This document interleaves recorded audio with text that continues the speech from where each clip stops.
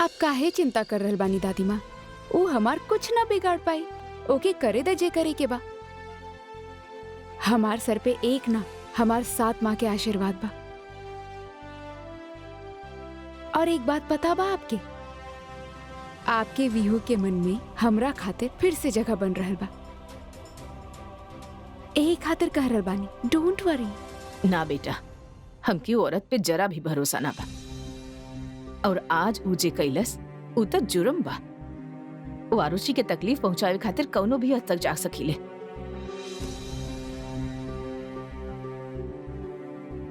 और आरुषि आज अगर तोके कुछ हो जात और भगवान न करे तो हर प्रेगनेंसी में कौनो कॉम्प्लिकेशंस हो जात तो हमनी का करे? माँ हमरा के तलाकेला हमनी के बारे में ना एक्शन लेवे के चाहिए, पुलिस कंप्लेन करे के चाहिए। हमनी ऐसे ना बैठ सके नी। अरे ई का अपन मनमानी करत रही और हमनी एकरा के देखत रहब का? ना मिनी माँ, अभी हमनी कुछ ना करब। विहान इम्प्रूव कर रहल बा। और वैसे भी वो विभा ना जाने ली कि हमनी टेबलेट्स बदल देले बानी। उ वजह से विहान में थोड़ा थोड़ा बदलाव आ रहल बा। ओके चीज याद आवे लागल बा। हमनी के हौसला रखे के होखी। देखिए आप, विहान के सब कुछ याद आ जाए और सब कुछ पहले जैसा नहीं हो जाए। लेकिन एकरा में महीना लग सकेला बेटा। तब तक ही विवाह चुप ना बैठी तो कि घर से निकाले के पूरा कोशिश करी हूँ। माँ, वो एक बार कोशिश कर चुकल बिया। ओके दोबारा कर लेवे दी। ओके जे करे के बा करे दी। अरे हम सब साथ बानी और ई बार त विहान भी हमनी के ही साथ बा। और हम वादा कैले बानी, हम विहान के फिर से हमार प्यार के याद दिलाई। देखिए सब ठीक हो जाए। आरुषि, लेकिन ये तभी हो पाई जब ओकर याददाश्त वापस आई ना। ये वक्त तो ओके यह लागत बा कि तोहार शादी केहू और से भइल बा। सबसे पहले तो इस शादीशुदा भइला की ठप्पा हमके अपना सर से हटावे के होगी। वो कैसे? बस अब देखत जाए।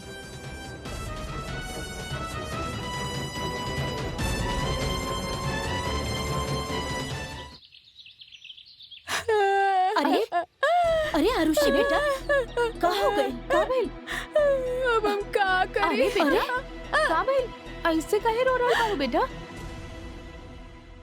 वो चल गए हमके छोड़ के। ओके। हमार पति हमके छोड़ के चल गए। पति?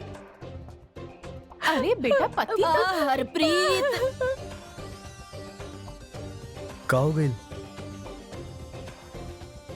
वो चिट्ठी लिख ले बड़े, देखी।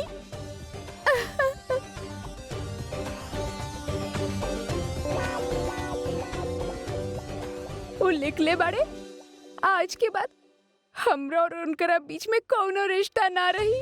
वो हमके छोड़ के कौनो दूसर औरत के पास चल गए। अब हम का करब? वो ये भी लिख ले बड़े कि अब उनकर वापस लौटल नामुमकिन बा। कह रहल बड़े कि हमार बगैर ही जिंदगी जीला, ऐसे कैसे जीली हम? वो हमार पति बनी, हमार पति।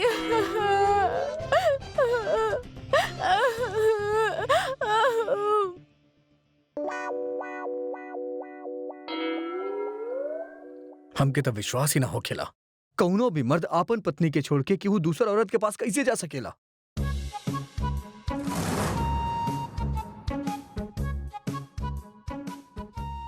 ऐसे में उ दूसर औरत के ही कसूर हो खेला। ऐसे औरत कभी केहू के प्यार व्यार ना कर सकेली और वो भूल भी जाली कि केहू और के घर उजाड़ के वो अपन घर ना बसा सकेली। अरे बहुत बदमाश हो खेली ऐसा औरत।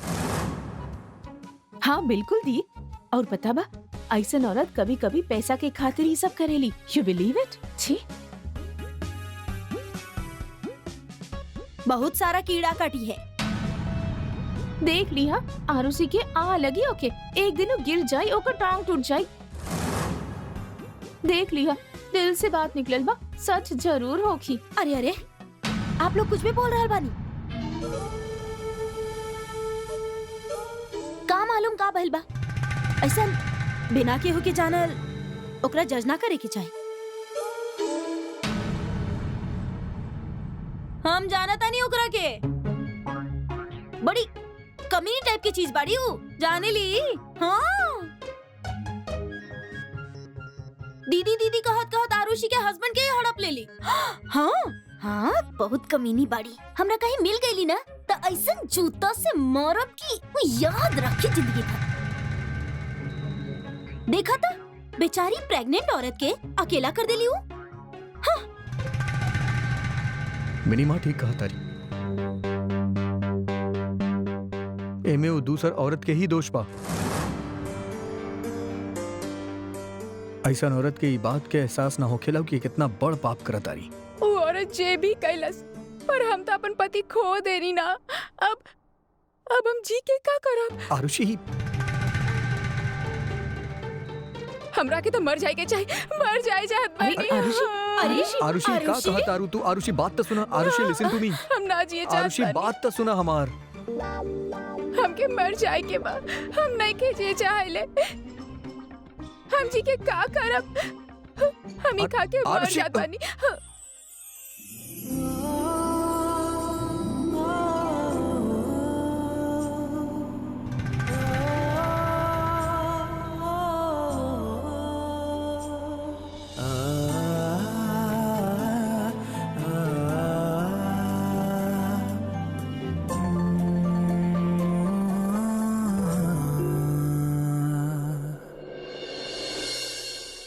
जलन काहे हो रहल बा तोके?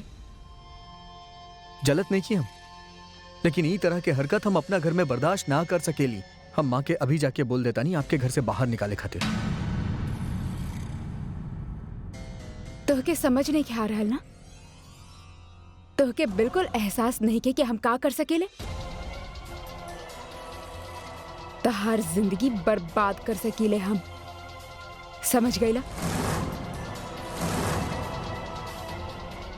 आपन ही धमकी आप केहू और खातिर रखिया। अच्छा तो रुका, तोहके कुछ दिखावत बानी। वैसे हम ही करे ना चाहत रहली, लेकिन का करी? तू हमरा के करे पे मजबूर कर रहल बड़ा। ई देखा, अगर हम ई तस्वीर तहार माँ और तहार बीवी के दिखा देनी तो सोचा का होगी? अरे तहारी हरकत के हमरा पास वीडियोस भी बा, और कौनो भी अदालत ओके देख के रेप तो मानी, और रेप की सजा तो तू जाने ला ही ना। आखिर आप हमरा से चाहेली का? Good boy.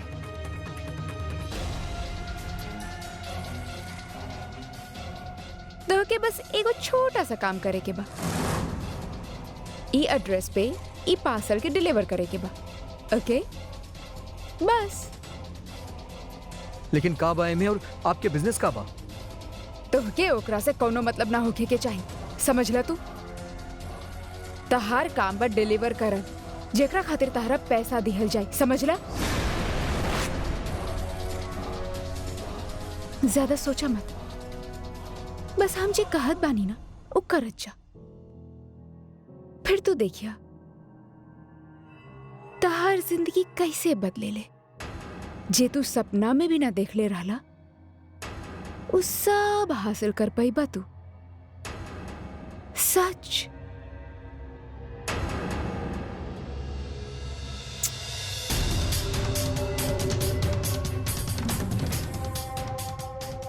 हे रुका, अरे एकरा मिटाता दी, तहार बीवी देख ले लस्ता।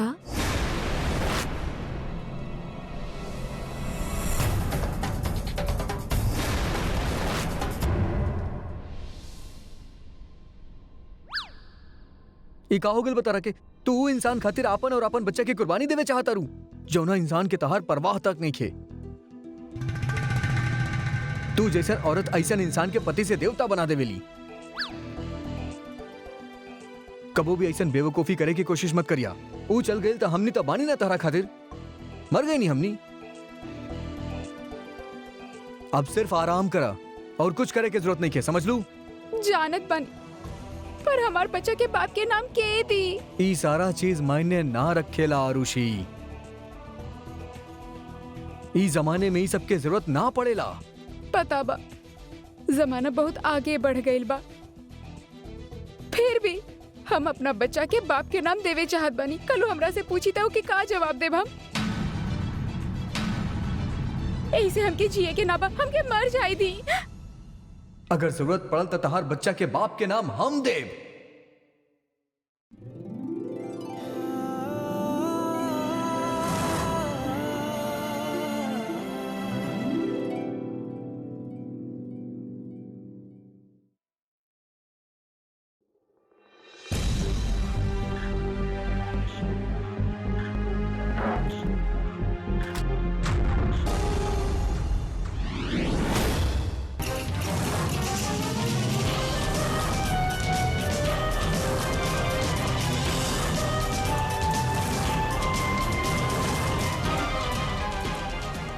गन?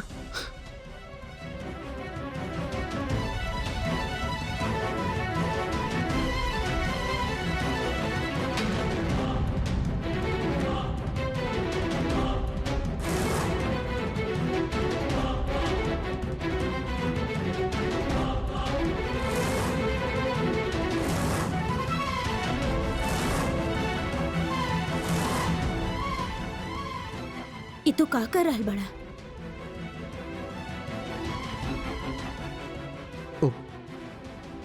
कुछो ना माऊ, फिसल गेल रानी। और ये बॉक्स बेकार बाप, फेंके जात रानी।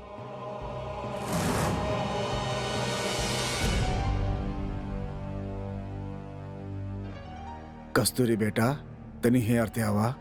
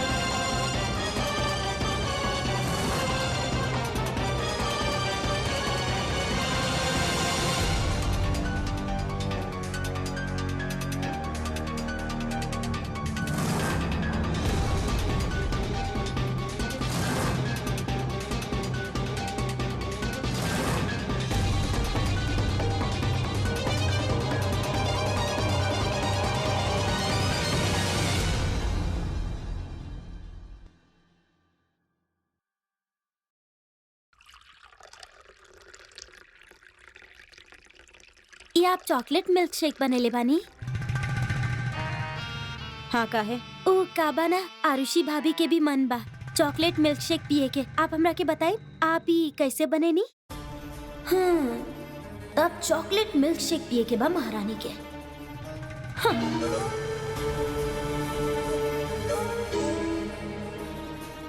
अब हमें ही में से दे दो।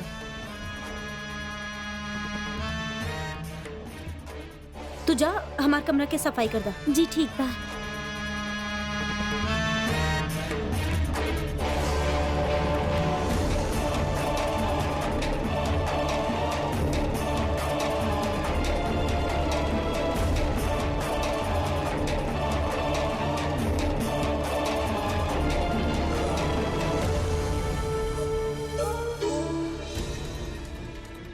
किस्मत भी का जबरदस्त साथ देवेली।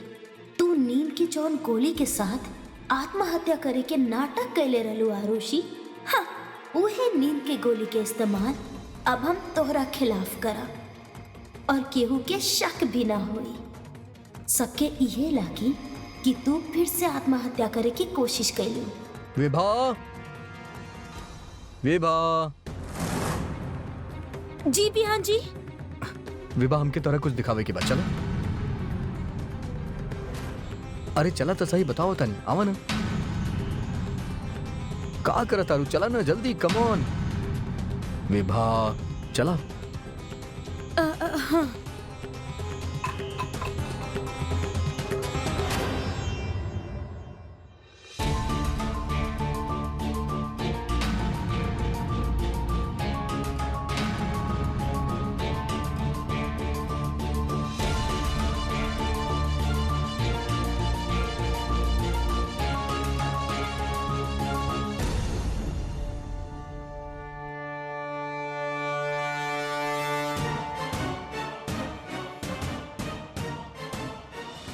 ये देखा,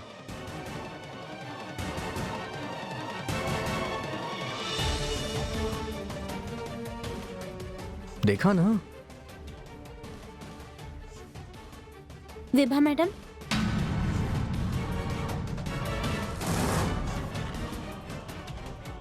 अरे पुष्पा, ये कौन सा ग्लास ले लूं? ओहे, शेक वाला जो आप बने ले रहनी। एक हम आरुषि भाभी की दे देनी, दोसर आपके।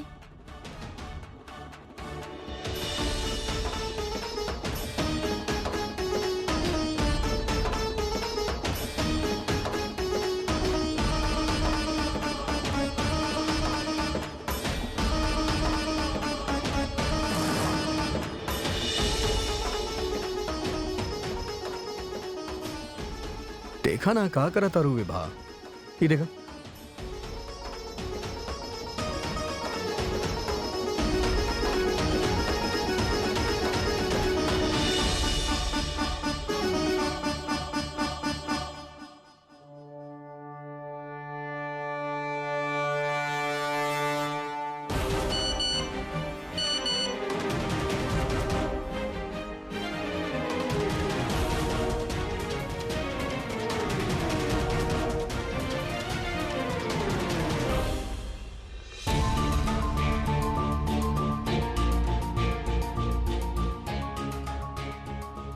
नीम के गोली के शीशी यहाँ का करल बा? पुष्पा, किचन में क्या आयल रहे? ओ, विभा मैडम ऐसा चॉकलेट मिल्क शेक बनावत रहली। हम कहनी आरुषि भाभी के भी पिए के मन बा, तो ऊ कहनी हम बना देतानी। हे भगवान, एकर मतलब विभा आरुषि के गिलास में नीम की गोली मिला देलस। कहीं आरुषि मिल्कशेक पी न ले।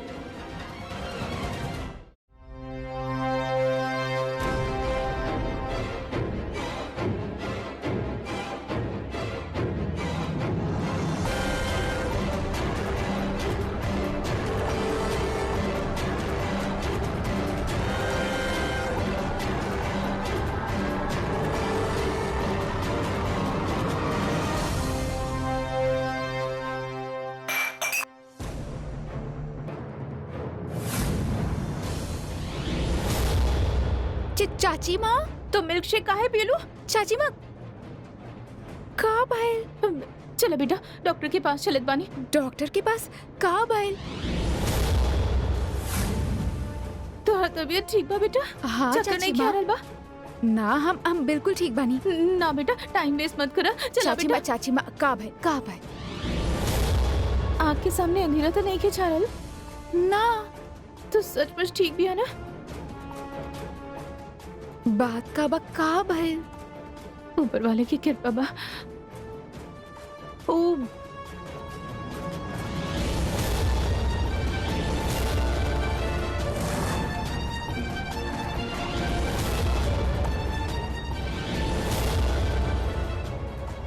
हे भगवान, एकर मतलब नींद की गोली ई ग्लास में बा।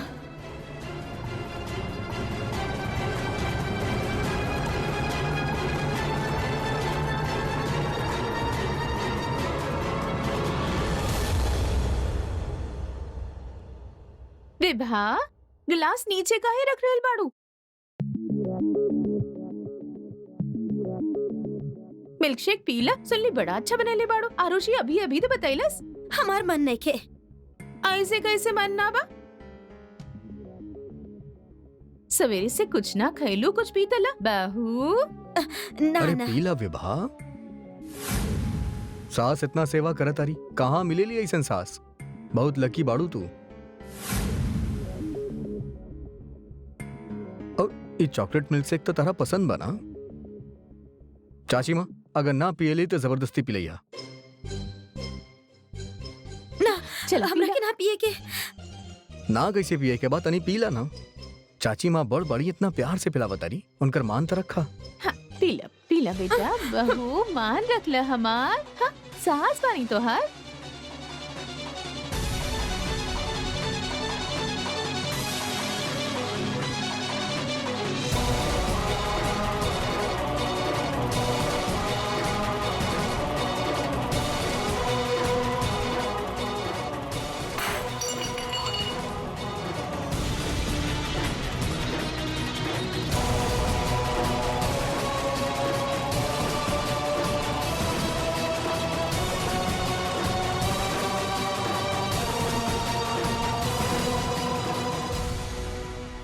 ऐसन का हो गई?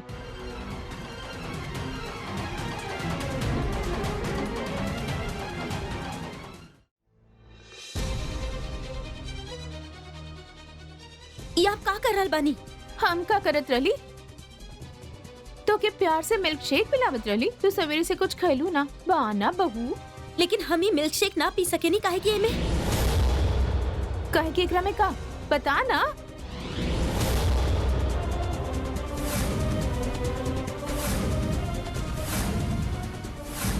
कहे के एकरा में का बा? काहे ना पिए चाहत रहलू तू मिल्क शेक? चाची मैं इतना प्यार से पिलावत रही, ओवर एक्ट काहे करता रू तू? बस हमरा के ना पिए के रहे यही खातिर।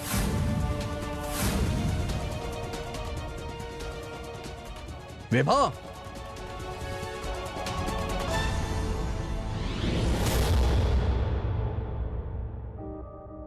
चाची मैं सॉरी, पता ना एकरा का हो गइल बा, हम देखता नहीं।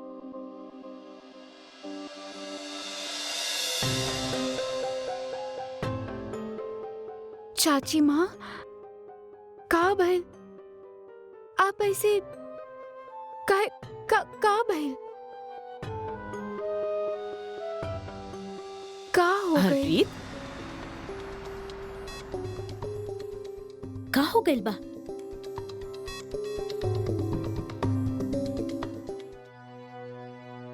हमके किचन में ही बोतल मिलल रहे। फिर आरुषि के गिलास में नींद की गोली डाल दिलस, लेकिन गलती से वो गिलास वही के पास पहुंच गई। अरे एकरा से तो आरुषि के जान भी जा सकत रहे। इकर तो हम आज तो हम एकर सर फोड़ दे। मिनी माँ, बबीता, कविता रोकिए उनके। मिनी माँ, ये का बा विभा? ये कोनो तरीका बा हमार माँ से बात करे के? जब चाची माँ इतना प्यार से पिलावत रहली तब पी ले तू ना। बदतमीजी करे के का जरूरत रहे? एक बात कान खोल के सुन ला, आइंदा से हम ही बर्दाश्त ना करब, समझ गेलू? लेकिन विहान जी, जब हमरा के पिए के ही ना रहे तो काहे पिलावत रही हमरा के जब जबरदस्ती? पिए के ही ना रहे तो काहे बनेलू मिल्क शेक? और अगर तनी पी ले तू तो कोनो पहाड़ ना टूट जात। देख लो बबीता, विहान विभा के सबक सिखावे के पहल कर देले बा। कितना गुस्सा में बा। हाँ हाँ, बहुत गुस्सा कर रहल बा। हाँ मिनी माँ, चाची माँ बिल्कुल ठीक कह रहल बानी। देखिया, एक दिन विहान के एक गुस्सा वो औरत के हमनी के घर से बाहर फेंकी। तू ठीक कह रहल बाड़ू आरुषि। असली खेल तो अब शुरू हुई।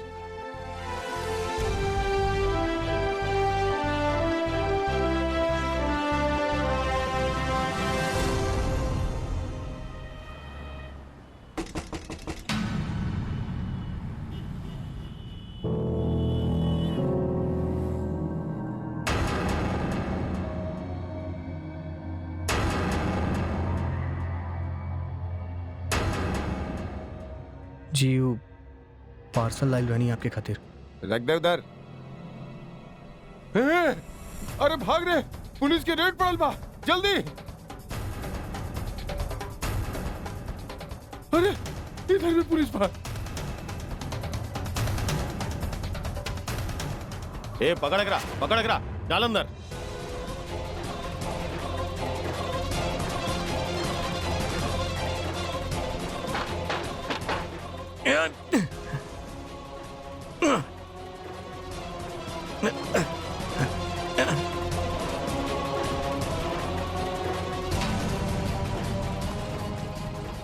लगा था साले भाग गए। चल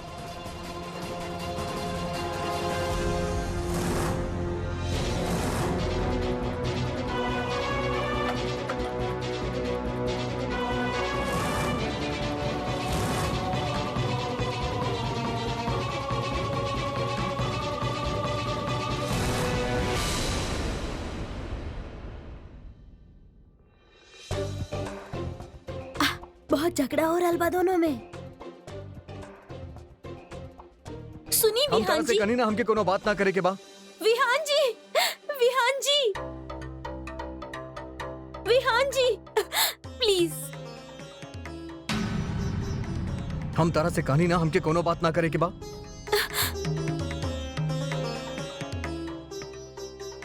मार्क माई वर्ड्स, आज जौन भी तू कैलू ठीक ना रहे। और अब एकरा बारे में हमके कोनो बात ना करे के बा, समझ गेलू?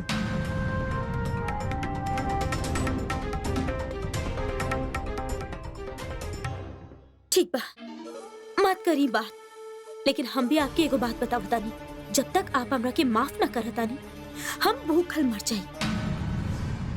एक निवाला हमार मुंह के अंदर ना चाहिए।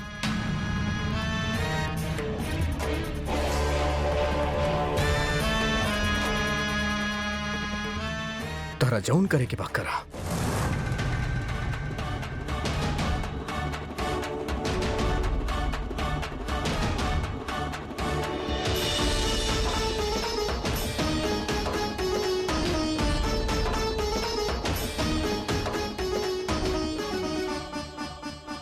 देख लीलू विभा, तोहार वार तोहरा के ही घाव दे के चल गई। अब बस उल्टी गिनती गिने शुरू कर दा, काहे कि ई त शुरुआत बा, तोहरे अंत के शुरुआत।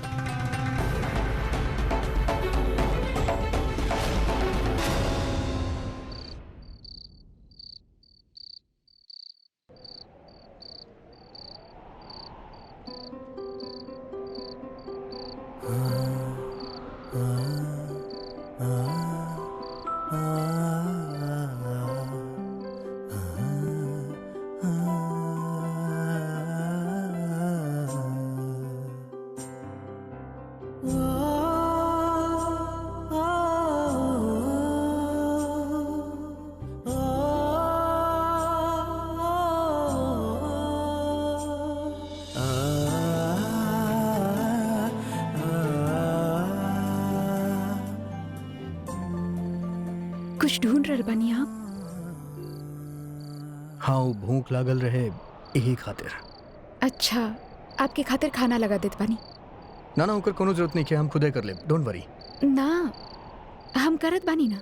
अरे ऐसा हालत में तोहरा आराम करे के चाहिए, और कुछ दिन खातिर तू ये घर के काम करे छोड़ दा, लावा हम कर देता नहीं।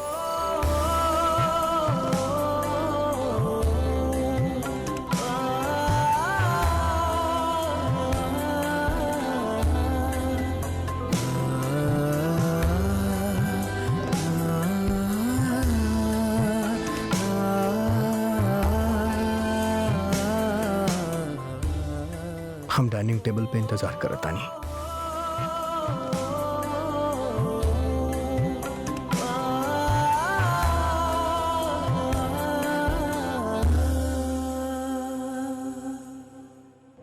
ये हमरा का होत बा? हम आरुषि के साथ अपन पत्नी विभा से भी ज्यादा कंफर्टेबल काहे फील करता नहीं? ऐसा काहे होत बा हमरा साथ है? ऐसा ना होके के चाहिए, ये ठीक नहीं के।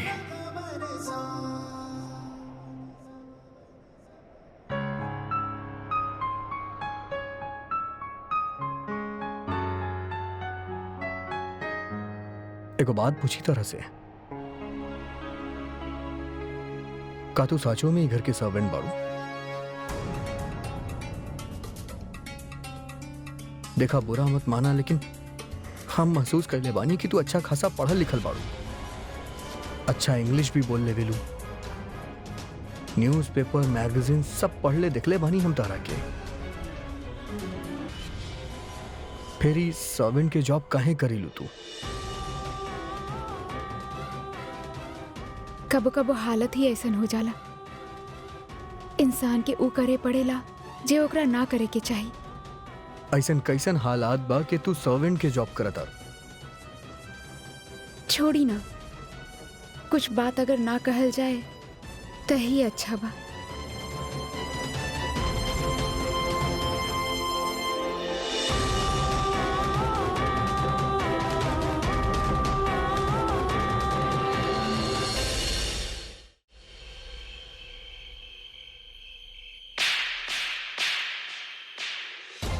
बेवकूफ, बॉक्स फेंक देला तू। और का करती हम? पुलिस के देख के डरा गई रानी। अगर हमके पकड़ लेतन तो? पकड़ल जाता तो अपना आपके गोली मार देता, बजाय पुलिस खातिर सबूत छोड़े के। तहरा के पता भी बा कितना नुकसान भइल बा एकरा से? जरा सा भी अंदाजा बा तहरा के? ना बा और चाहिए भी ना, काहे कि अब हम आपके कोनो काम ना करे वाला बानी। हम अभी पुलिस के पास जाके आपके सारा हरकत बता देब, एक एक बात बताई। अच्छा तो जा, अभी जा पुलिस के पास, लेकिन याद रखिया तहारा घर में रह रहल बानी, तहार घर के अंदर अपना सारा सामान रख ले बानी हम तो पकड़ल जाए भी, लेकिन तू और तहार परिवार भी अरेस्ट कैले जाई। सोच ल गिरीश, तू तो जेल जा सकेला, पुलिस के डंडा भी खा सकेला, लेकिन तहार दादाजी, तहार माँ, तहार बीवी, छोटी बच्ची, जब उनकरा पे पुलिस के डंडा पड़ी तो कहा होगी उनकर? सोचा? अब आए लगल ठिकाने। अब हमार बात ध्यान से सुना। आज तहरा वजह से इतना नुकसान भइल बा, अब तहरा के एकर भरपाई करे के होगी। कल फिर से तू हमारे एगो काम कर, गेट इट?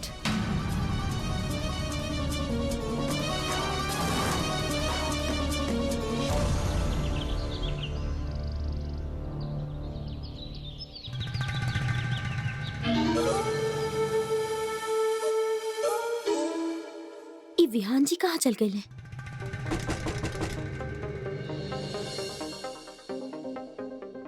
पुष्पा, विहान जी कहाँ गए? वो आरुषि भाभी के लेके हॉस्पिटल गए बड़े। आज मनोहर भैया ना आइले ना?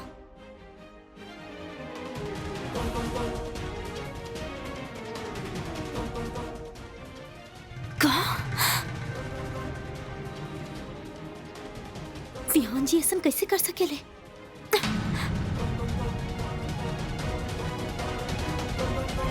number you have called is currently not reachable. Please try again later. Thank you. का चाहेली आरुषि विहान जी की याददाश्त वापस लावल? नामुमकिन भाई, ओकर समझ में नहीं आ रहा है। ओकर सपना धरल के धरल रह जाए, काहे कि जब तक हम विहान जी के टैबलेट्स दे रहल बानी तब तक उनका कुछ याद ना आवे वाला।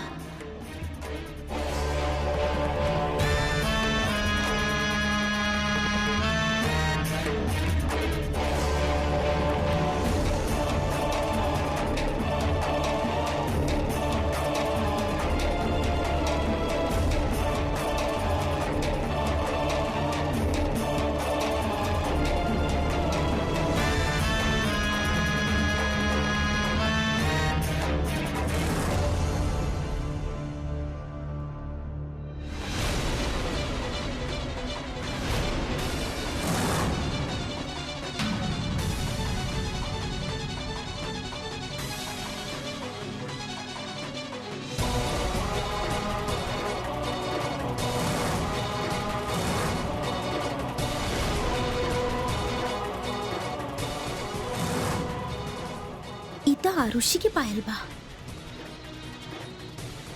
जब तक आरुषि कबट के पास ना आए, ये पायल यहाँ ना हो सकेला। का वो यहाँ सफाई करे की कोशिश कैली का? लेकिन कबट तो हमेशा हम बंद रख ले बन। कहीं वो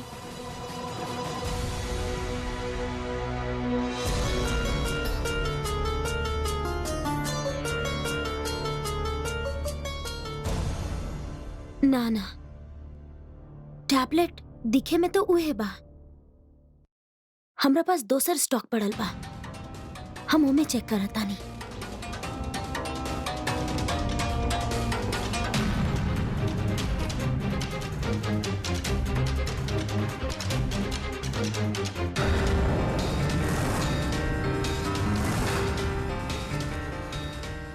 ई टैबलेट के रंग में तो जमीन आसमान के फर्क बा। एकर मतलब आरुषि टैबलेट चेंज कर देली।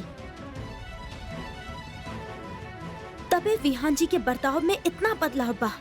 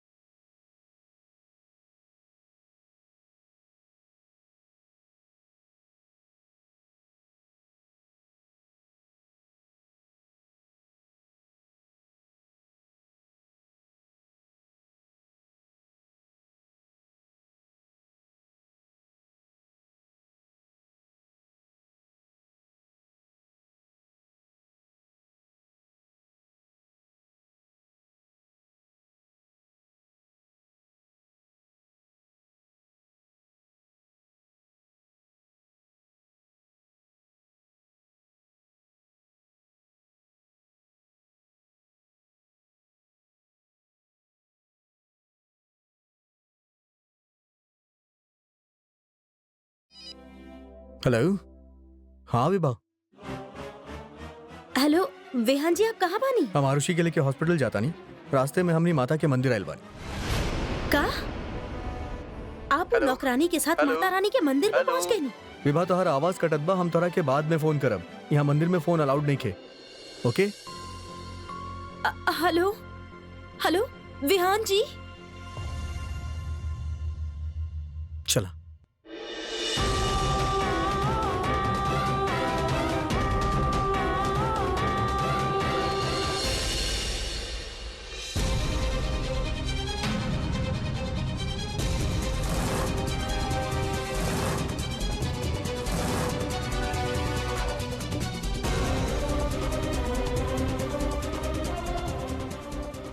ओ अच्छा, तो तू यहाँ बड़ा, फिर भी चालाकी करके आरुषि के विहान जी के साथ भेज देला। तू लोग सब मिलल बड़ा।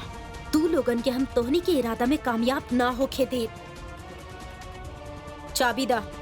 हमारे पास ना बा। कहाँ बा? गाड़ी में बा।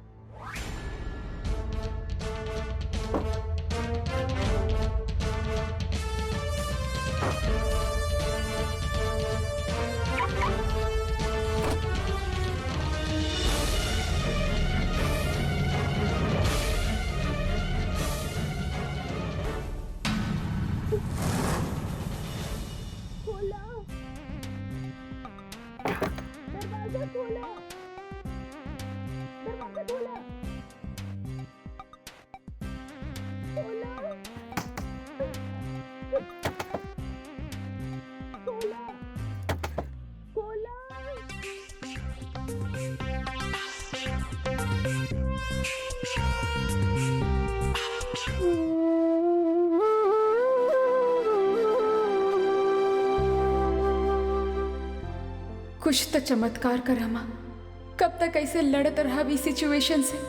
कृपा कर माँ, हमके हमार विहान वापस चाहिए। सब कुछ पहले जैसन कर दा माँ।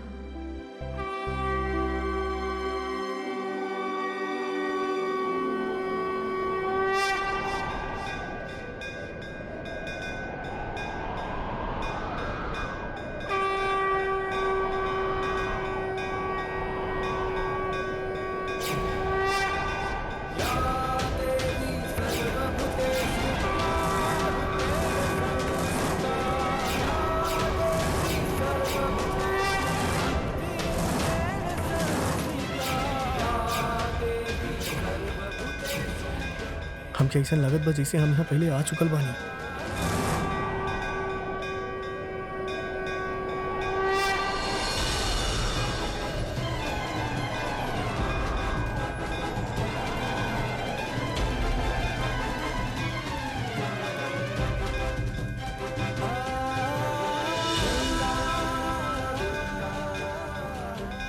ऐसा लागेला आपके? हाँ। और कुछ याद बा विहान जी? और कुछ याद आ रहा बा आपके?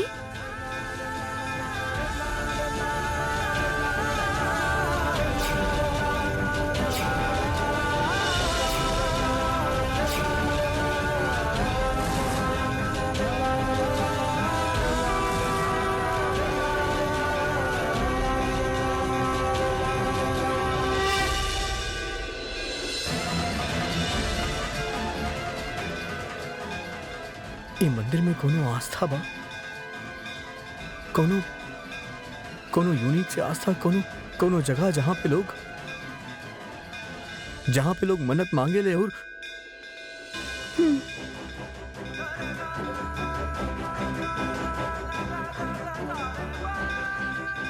कुछ याद आ रहा बा? कोशिश करी याद आ जाए।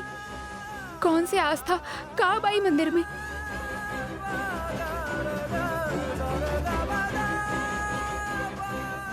यहाँ पे कोनो बड़ से पेड़ बा जेकरा के लोग बहुत माने ले।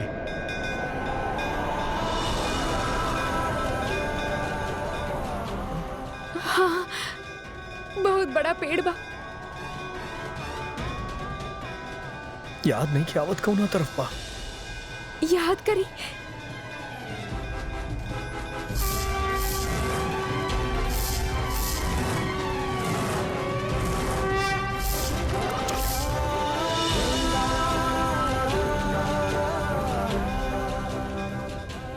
ऊ तरफ।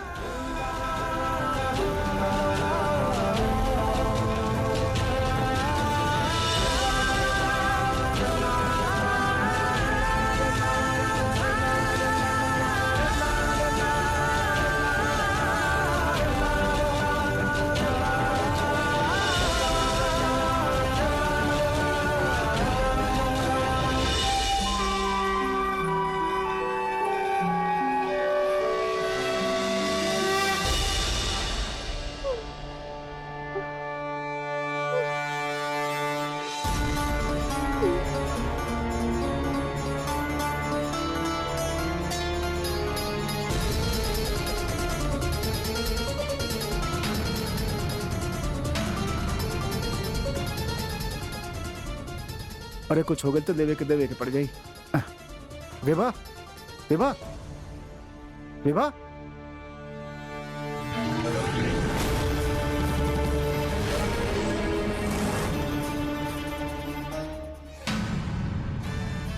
अरे कहाँ जाता हूँ? तरह की तो हम बाद में देख ले। अरे छोरी, बड़ी शाती औरत बड़ी बकी औरत ना, इत डाइन बड़ी डाइन। अगर केहू इसी का पेड़ पे चिपकावेला था ओकर मन के हर मुराद माता रानी पूरा करेली। ये आस्था बा। तो विश्वास करेलू एकरा में? हाँ, काहे कि आप जब एकरा चिपकैले रहनी तो चिपक गई रहे और आप जे विश मांगले रहनी वो पूरा हो गई रहे।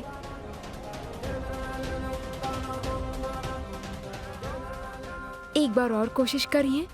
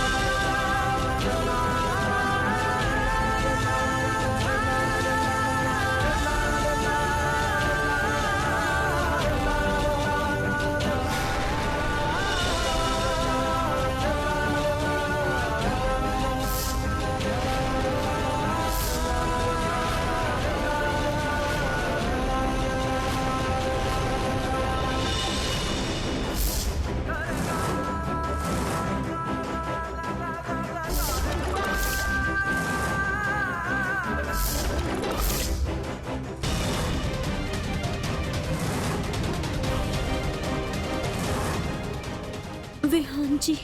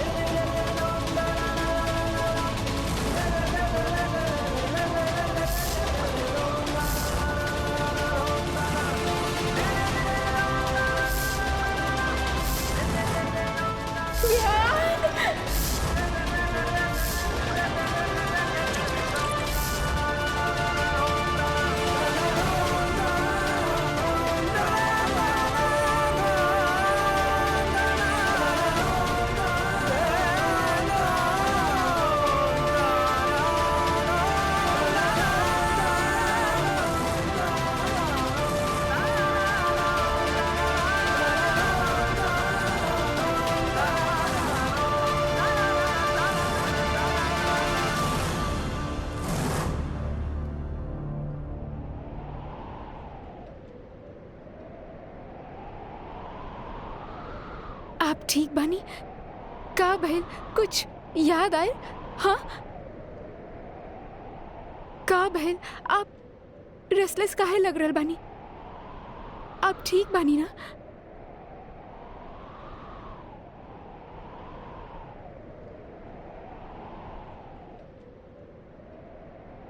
जीना यहाँ, मरना यहाँ, इसके सिवा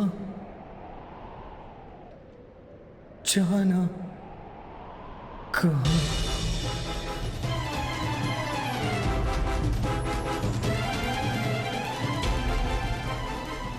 जी चाहे जब हमको आवाज दो, हम हैं वहीं, हम थे जहाँ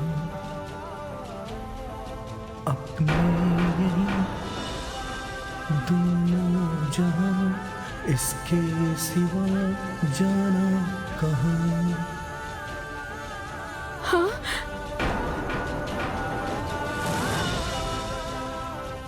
आपके लाख लाख शुक्र बा माता रानी। अब वो दिन दूर नहीं के जब विहान के सब याद आ जाए। हम चाहत बानी कि हमार बच्चा सबसे पहले अपना पापा के गोद में खेले।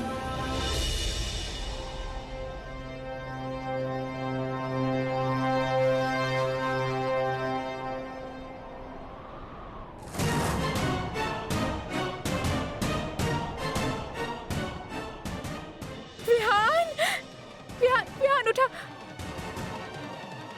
विहान उठा, विहान आँख खोला। विहान का भेदा रहा कि आँख खोला। देखो, हम बानी Vihaan. Open your eyes Vihaan. Vihaan look at me. Vihaan, Vihaan, Vihaan ji, Vihaan, Vihaan जी। खबरदार। का तू अपना आप के बहुत चालाक समझेलू? तू हमार विहान जी के हमरा से छीने चाहेलू? हम ऐसन कबो ना होखे दे।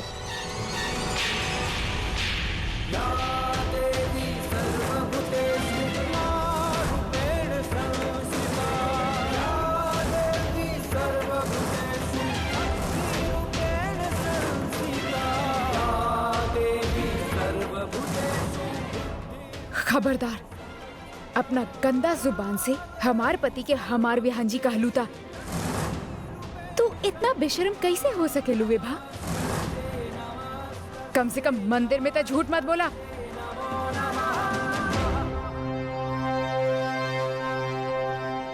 विहान, आरुषि! विहान, कुछ याद आए? हाँ, कुछ याद आ रहा बा? काव हो गए रहे हम क्या आरुषि? देखा तू यहाँ सिक्का चिपकले रहला, फिर कुछ मन्नत मांगले रहला, फिर अचानक कुछ याद आए, गाना गावत रहला, जीना यहाँ मरना यहाँ। हाँ, कुछ याद आए। पता ना हमरा के अचानक ही चक्कर आ गए। हाँ, और पता ना कुछ याद आवत रहे। ओह गॉड, का याद आवे लागल इनका के? पता ना सब धुंधला से दिखाई देत रहे और कुछ ठीक से समझ में ना आवत रहे।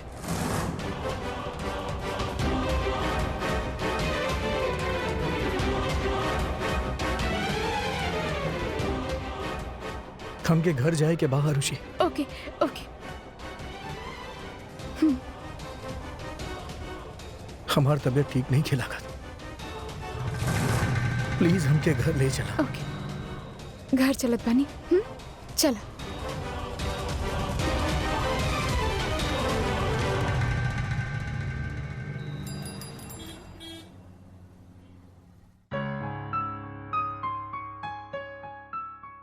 ओहो, सारा सामान बिखरल बा।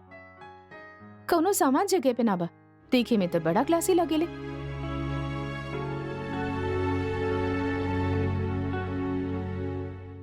एला टॉवल भी ऐसे रखल बा।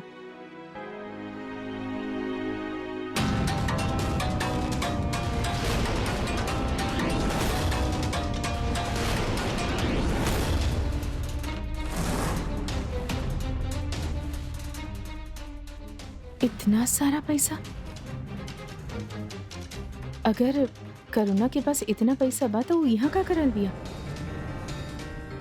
वो तो कहत रहे कि ओकर पति उसे सारा पैसा छीन लेला, पर ये पैसा और सूटकेस में इतना कैश के रखेला? हमके करुणा की छानबीन करे के होगी, जरूर कुछ गड़बड़ बा। ऐसा ना होके कि करुणा की वजह से घर वालन पे कोनो मुसीबत आ जाए। का करीम? माँ जी की बता दी। ई घर के बहू भैला के नाते हमार फर्ज बनेला ई परिवार के प्रति। ई परिवार मुसीबत में हमार साथ देलस। ई परिवार के लोग हमरा साथ खड़ा भइल बाड़े। हम ई परिवार पे कोनो भी आँच ना आवे दे सकिले। पर का करी? पहले गिरीश से बात करी या माँ जी से?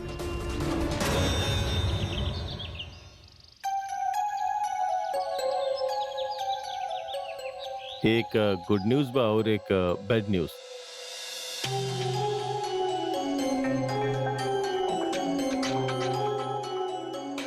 गुड न्यूज ई बा कि विहान के हेल्थ में काफी इम्प्रूवमेंट आ रहल बा और ओकरा पुराना बात याद आ रहल बा, जैसे आप लोगन बतौनी है, राइट? और बैड न्यूज ई बा कि ई इंसिडेंट के वजह से उनकर दिमाग पे गहरा असर भइल बा। असर ऐसा भइल बा कि ई हादसा के वजह से उनका ब्लड प्रेशर बहुत हाई हो गइल बा और उ चक्कर खा के गिर पड़ले। हमनी के बहुत केयरफुल रहे के होगी कि विहान के हम सारा बात कैसे याद करवाई ले।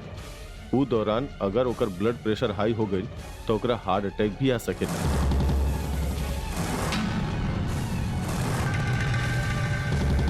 हमके लगा था आप लोग ओकरा कोनो बात खातिर फोर्स मत करी, ओकरा बस नेचुरली सब कुछ याद करे के कोशिश करेनी।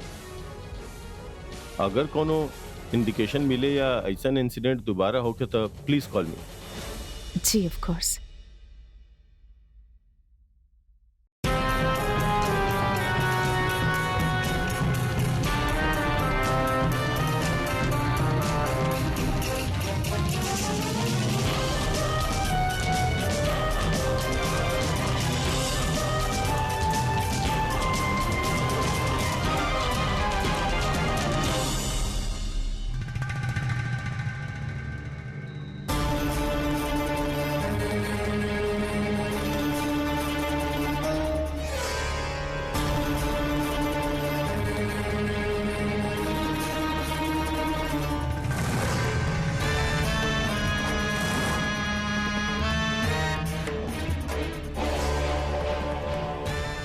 आरुषि, जौन सपना तू लोग देख रहल बड़ा वो हम कबू पूरा ना होके दे। ई टैबलेट के बदल के तू लोग बहुत बड़ा गलती कर देलो। हाँ, कहे कि अब हम विहान जी के एक टैबलेट के जगह 2 टैबलेट दे, और अब हम तहरा के एक घर से निकाल के रहब, और अगर जरूरत पड़ल तो तहरा जान से मारे में भी हिचकिचाई ना। ठीक बा आरुषि बेटा, अपन ध्यान रखिया, और जौन कुछ भी करिहा सोच समझ के करिहा। हे भगवान, हमारा ऋषि के इस संकट से जूझे के शक्ति दीहा। जौन कुछ भी भइल ओकर वजह से अब हम ओकरा मिले भी ना जा सकेनी। डोंट वरी कस्तूरी जी, जितना भी आप हमके ओकरा बारे में बतैले बानी ना, बहुत स्ट्रांग भी आओ। आई एम श्योर सब कुछ ठीक हो जाए, आप फिक्र मत करी।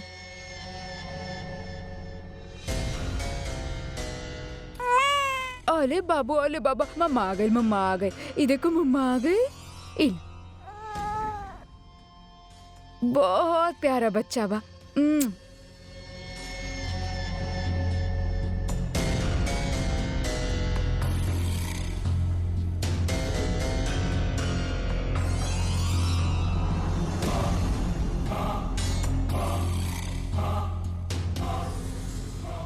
अरे करुणा के जात ही गिरीश ऊपर कहे जाए ना कर।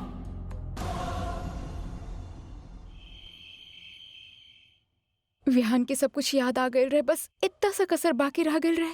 बेटा तू टेंशन काहे ले रहल बाड़ू? विहान की इतना कुछ याद आ गई, उसे एक उम्मीद तो जागल बा। हमके पूरा यकीन बा ऊपर वाला जरूर हमनी के एक और चांस दी। हम सब विहान की मुश्किल से निकालब 100%। बस तू टेंशन मत ला। ओके सब कुछ याद आ जाए, बस थोड़ा सा वक्त दे दा। सपना देखल अच्छा बात बा,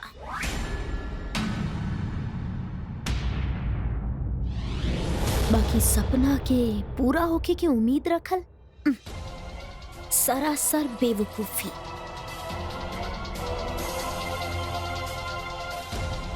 आरुषि, तू कमरा में कबर्ड के पास कुछ भूल आयल रहलो।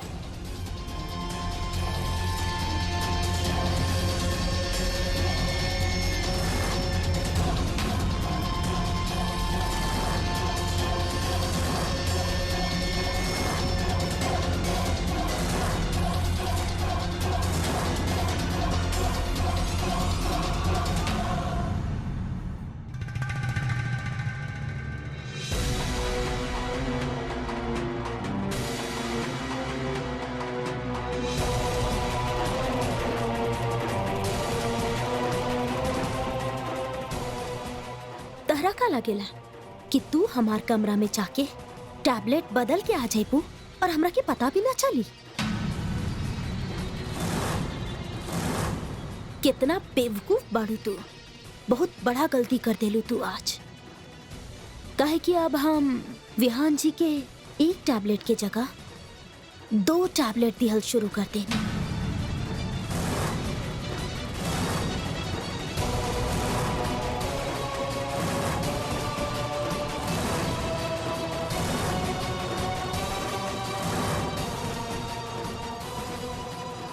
बेटा ऐसन कुछ मत करिहा। हमनी के विहू के कोनो नुकसान मत पहुंचाइहा, ठीक बा? ना पहुंचाई। अभी आरुषि के साथ देवल बंद कर दी।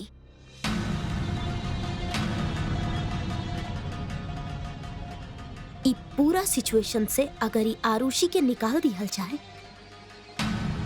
तो हमनी प्यार से मिलके शांति से रह सकेनी।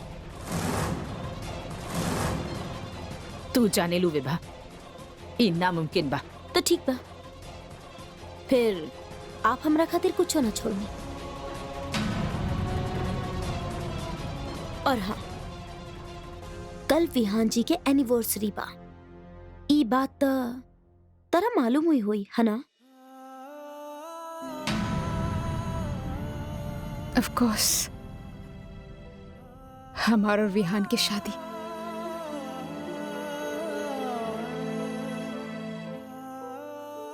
हमारी जिंदगी के सबसे हसीन लम्हा मर के भी ना भूल सकीले हमें के।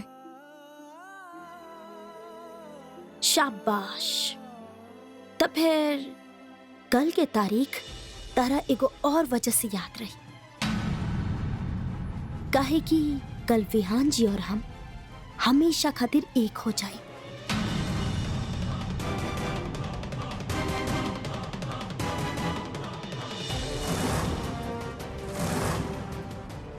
कल हमनी के सुहाग रात बा।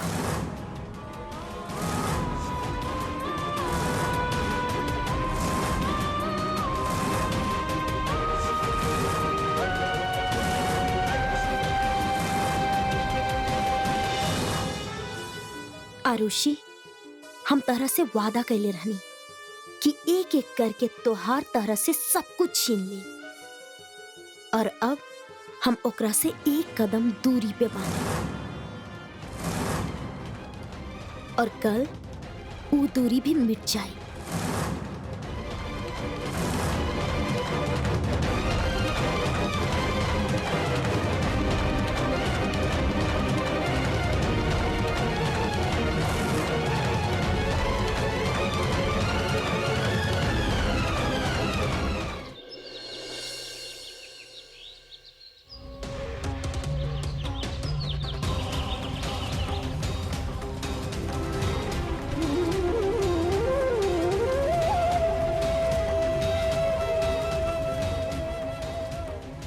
भगवान, आज के दिन हमरा और हमार विहान खातिर बहुत खास बा।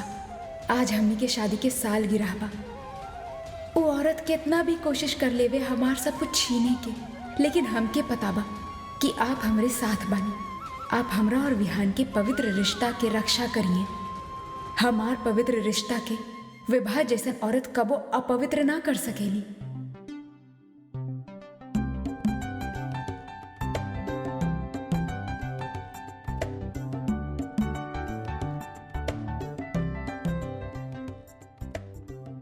मनोहर भैया। नमस्ते भाभी जी। शादी के सालगिरह बहुत बहुत मुबारक हो के भाभी जी। Thank you. बाकी हम आप खातिर कुछ लेनी ना, सोचने की आप ही से पूछ ली कि भाभी के का चाहिए। भाभी के छोटा भाई लेके आई। एक मिनट, हम अभी आवतनी। जी।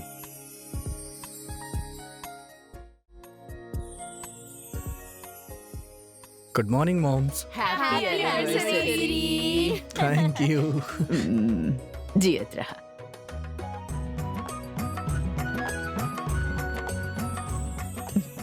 हैप्पी एनिवर्सरी बेटा। God bless you. Happy anniversary. Thank you. Thank you चाची। Happy anniversary. Thank you.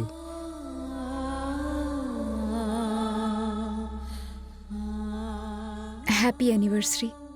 Thank you very मच।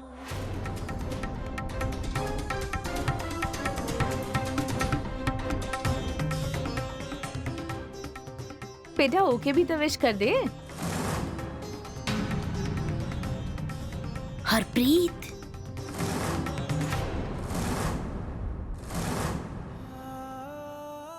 काहे? ओ ओ आज आरुषि की भी एनिवर्सरी है। अच्छा। हाँ हाँ। Oh, wish you a very happy anniversary. May you have all the happiness in this life.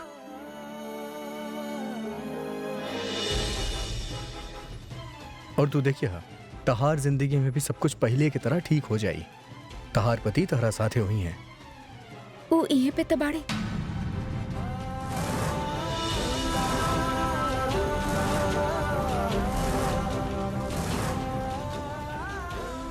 कहाँ?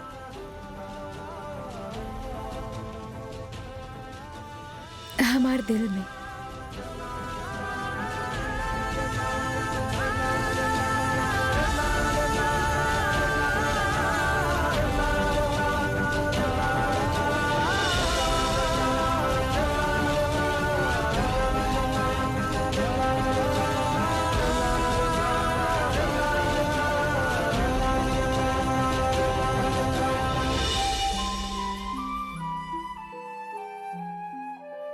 हम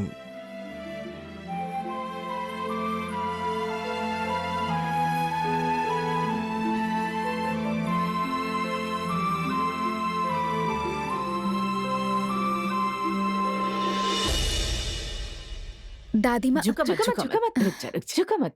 हैप्पी एनिवर्सरी। Thank you.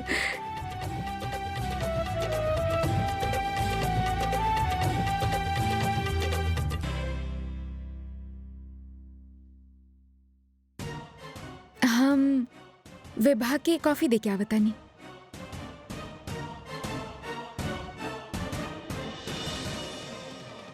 हाँ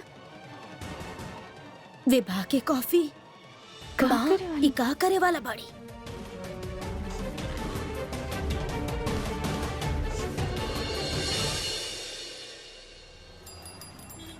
आई इंस्पेक्टर साहब। आई। अरे जानवी ये सब का बा? पुलिस के यहाँ काहे लाइल बड़? माँ जी कहे कि जे करुणा के आप अपन घर में रहे दे रहल बाड़ू उ जैसन दिखेले वैसन ना बाड़ी। कल हम जे देखनी ओकरे बाद हमरे पास ई करे के अलावा कौनो चारा ना रहे। ई देखा ई एड्रेस पे ई सूटकेस के पहुंचावे के बा। वहाँ तहरा एगो आदमी मिली और हाँ वो खुद तुमसे आके मिली। करुणा जी इनमें बा का सिर्फ रुपया के गड्डी। रुका दिखा देता नहीं।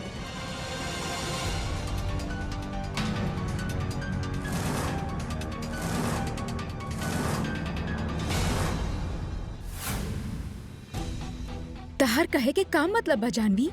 करुणा प्लीज बना मत।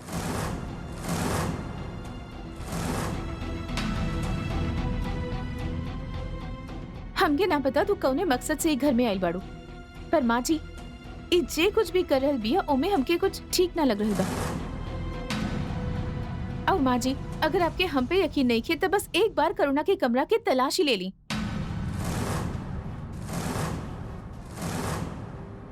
हमके यकीन बाइकर कमरा में ऐसा जरूर कुछ मिली जने से हमके पता चली कि यहाँ काहे रह रहल बिया।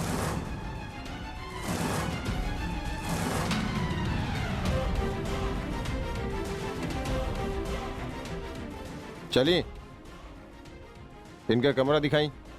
अरे आप ऐसे कैसे चेक कर सके नहीं? आई हम दिखावत बानी।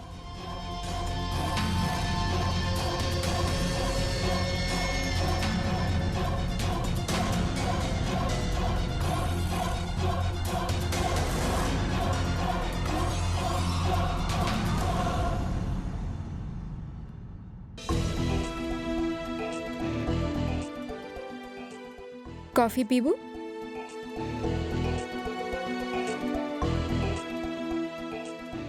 तहरा का लगेला तू हमरा के आज कुछो भी पिए खातिर देबू तो हम पी ले।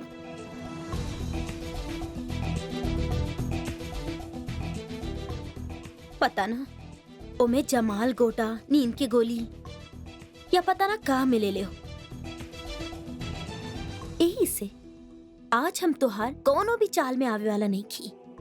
तू ना पिए चाहत बाड़ू ना? ठीक बा हम पी लेता नी। I love coffee.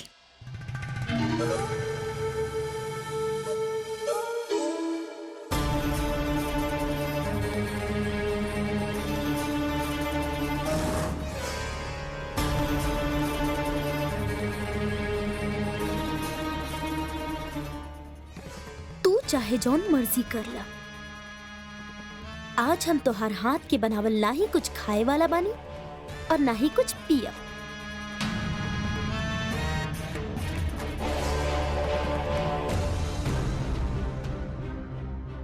एप्पल खा सकेनी।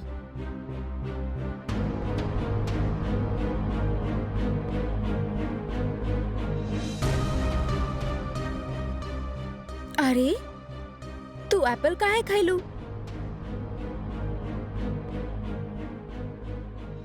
हमको समझनी ना। तू बेवकूफ बाड़ू जाने ली हम, पर इतना तो के का लागता? तू हमसे एक कदम आगे के सोचेलू तो ये तो तू सोचेलू ही ना कि हम एक्चुअली तुझसे 4 कदम आगे के सोचे नहीं। हम क्या पता रहे कि तू हमार बनावल कॉफी तो बिल्कुल ना पीबू। ऐसे कॉफी में हम कुछ भी ना मिले ले रहनी, पर एप्पल ओमे तो जहर है।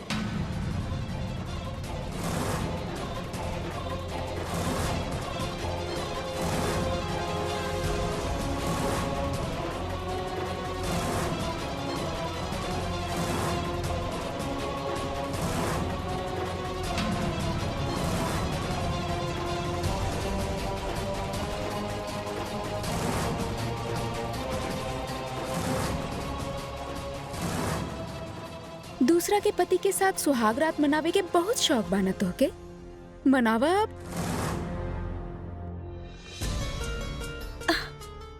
अरे छोड़ो ना, एप्पल में जहर कैसे मिला सकेलू? हम बतानी।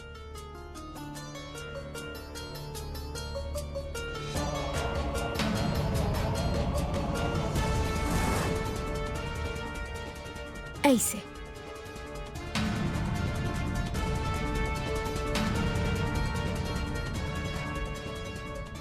और हाँ, हम तोहके बतायल भूल गईनी, जे जहर बाना ई 10 मिनट के अंदर आपन असर दिखावे लगी। तेरे पास सच में वक्त बहुत कम बा, काहे कि विहान के तू खो देबू और हाँ, दुनिया से भी हाथ धो बैठबू। यही से अगर कुछ करे चाहत बाड़ू तो जा भागा। तू ऐसा कैसे कर सकेलू? हम ऐसा कर दे ले बानी। भागा जा। विहान जी, विहान जी, अरे विहान जी, विहान जी कहाँ बानी आप? विहान जी, कहाँ विहान बानी? जी, प्लीज हमरा के बचा ली। का हो गेल विभा? यारुशी हमरा के जहर दे देले बड़ी, हम मरे वाला बानी। ई का कहत आरू तू? आरुषि ऐसन काहे करी? ये इसने कहले बड़ी विहान जी, हम मरे वाला बानी। रिलैक्स रिलैक्स रिलैक्स विभा, तारा कुछो ना भइल बा, संभाला अपना आपके। और तू इतना यकीन के साथ कैसे कर सकेलू कि आरुषि ऐसन कइले बाड़ी? आरुषि एप्पल में जहर मिला के हमरा के खिला देली। हम 10 मिनट में मर जाए विहान जी, हमरा के हॉस्पिटल लेके चली। व्हाट? आरुषि, ई विभा ना, हम ऐसा काहे करब? और एप्पल में कोई जहर कैसे मिला सकेला? विहान जी, अगर आपके यकीन ना हो खेला तेकरा के काहे कि दोसर वाला एप्पल खाए।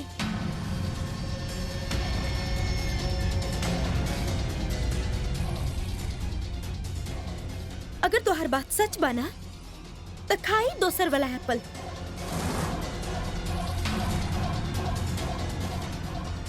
देखनी ये ना खा रहल बड़ी ना। हमरा के हॉस्पिटल लेके चली, हमरा के हॉस्पिटल लेके चली विहान जी। 1 मिनट।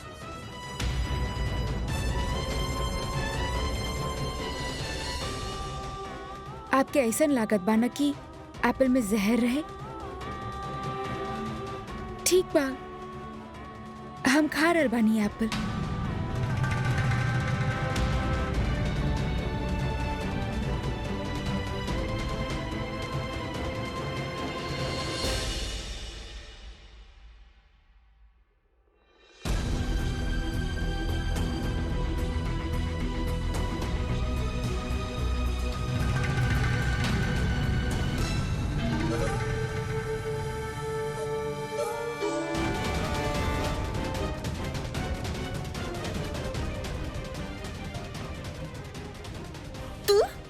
अरे आरुषि, अरे वो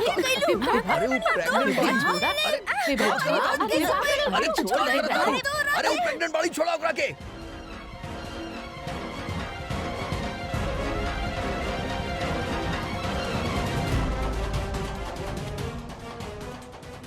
विभा,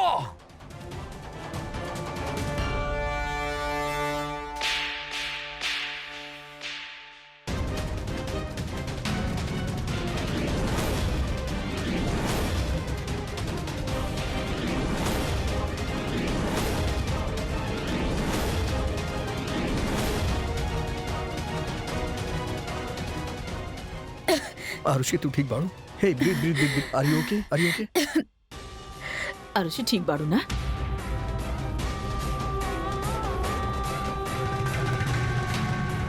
हम जानत रहनी तू ई तरह पागल जैसन हरकत करे लगबो। हम कोनो जहर वहर ना मिलेले बानी, काहे कि हम तू नहीं खे। हम सिर्फ तुमके अपन विहान से अलग करे चाहत रहनी, एगो दरार डाले चाहत रहनी, ताकि तू हमार पति के साथ जे सुहागरात मनावे के सपना देख रहल बाड़ू, उ सपना ही बन के रह जाए।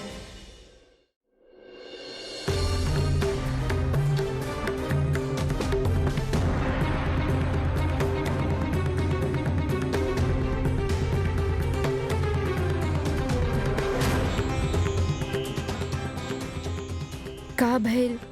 आप ऐसे? हम क्या ऐसा ना करे के चाहत रहे, हमके विवाह पे हाथ ना उठावे के चाहत रहे।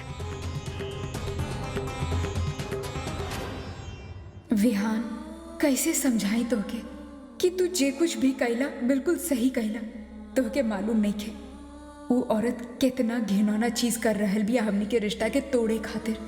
ऊ विवाह के एक खेल के हमनी के उहे के तरह जवाब देवे के होखी, एकरे अलावा और कोनो रास्ता नहीं खे। हमके ओकरा से माफी मांगे की पड़ी। एक मिनट,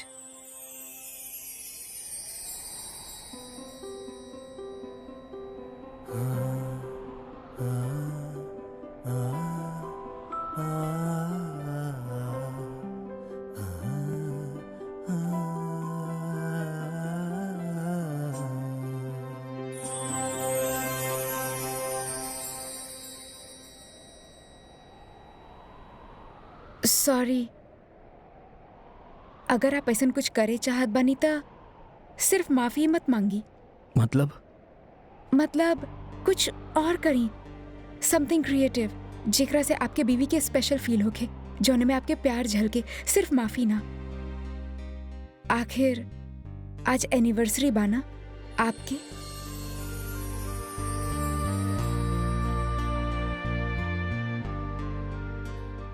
हमके ये वक्त कुछ समझ में नहीं किया आवत। आई हमरा साथ। कहाँ?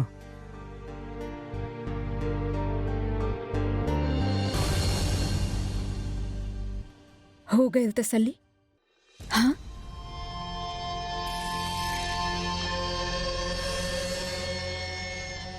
यहाँ तक कुछ ना मिलल। ऐसन कैसे हो सकेला इंस्पेक्टर? हम खुदे देख ले रानी, ई बैग में बहुत सारा पैसा रहना। जानवी, अगर तू ना चाहेलो कि हम एजा रही, हम यहाँ से चल जाए। ट्रस्ट मी, सब नाटक करे के कोनो जरूरत ना बा। करुणा प्लीज, मासूम बने की कोशिश मत करा। हमके पता बा तू जरूर कोनो मकसद से ही घर में रह रहल बाड़ू, पर एक बात याद रखिया, हम तो के तुहार मकसद में कामयाब कबो न होके दे। काका बोलल जा रहल बाड़ू जानवी? बिना कोनो सबूत के ए तरह केहू पे इल्जाम ना लगा सकेलू तू। माँ जी, हमारी यकीन मानी, हम खुदे देख ले रहनी, बैग में नोट की गड्डी रहनी। और ये औरत जे कुछ भी कर रहल बिया, उमे गिरीश के भी इस्तेमाल कर रहल बिया। का? अरे माँ बकवास करत तारी। जानवी, तू चल हमरा साथे। माँ जी, हमारी बात तो सुनी प्लीज। तू चला हमरा साथे। सॉरी करुणा जी।